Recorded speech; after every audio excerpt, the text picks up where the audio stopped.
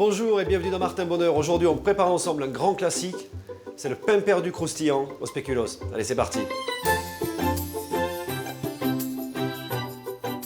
Les ingrédients pour notre recette.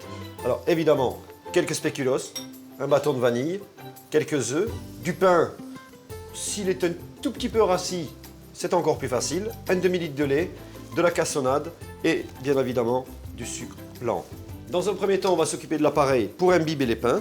Donc, le lait, demi-litre, 80 g de sucre, les œufs. Je vais en mettre 3 parce qu'ils sont un petit peu petits, ceux-là. On va gratter notre bâton de vanille. Hop. Voilà, maintenant on peut mixer.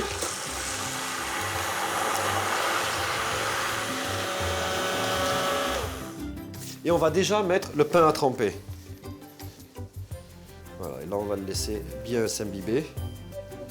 On a laissé tremper, nous, simplement pendant 1 heure. Donc ça peut vraiment aller jusqu'à 2 heures. Regardez ce que je vais faire maintenant. Je vais inciser ici, sans aller jusqu'au bout, bien sûr. Et je vais glisser à l'intérieur. Un petit peu de gourmandise. Je vais glisser mon spéculoos à l'intérieur. Je vais faire pareil avec les autres. Ici, hop. Voilà, ce qu'il nous reste à faire maintenant, c'est simplement les poêler, comme tous les pains perdus. Pour ça, on va utiliser une margarine végétale à base de soja. Hop.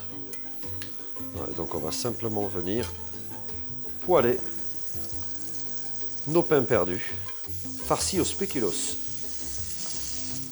Voilà, donc une fois qu'on a eu une coloration, on peut faire demi-tour. Vous avez vu?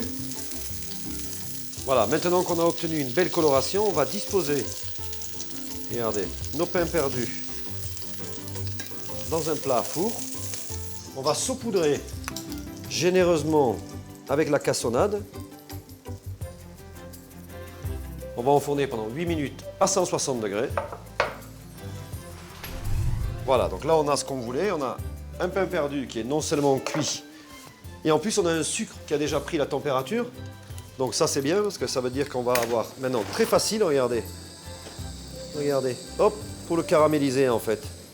Alors que si le sucre n'a pas chauffé, c'est toujours plus difficile. Hein. Vous voyez, ça fait des petites perles dessus, ça c'est l'avantage de la cassonade comme ça. N'hésitez pas à créer vos propres recettes à partir de la recette de base ici, c'est-à-dire le pain perdu avec quelque chose dessus, à l'intérieur, peu importe. Écrivez-les, prenez des photos, vous les postez sur la page Facebook et on publiera les meilleures d'entre elles. Bon appétit!